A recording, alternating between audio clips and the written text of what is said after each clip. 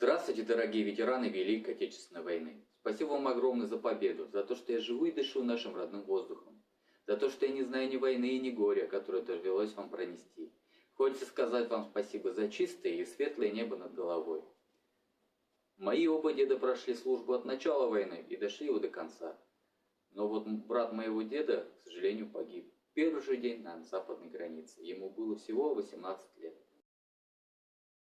А мы с тобой, брат, из пехоты, а летом лучше, чем зимой. С войной покончили мы счеты, бери шинель, пошли домой. Война нас гнула и косила, пришел конец ей самой. 4 года мать без сына, бери шинель, пошли домой. Залей пепелу наших улиц, опять товарищ мой. Скворцы пропавшие вернулись, бери шинель, пошли домой.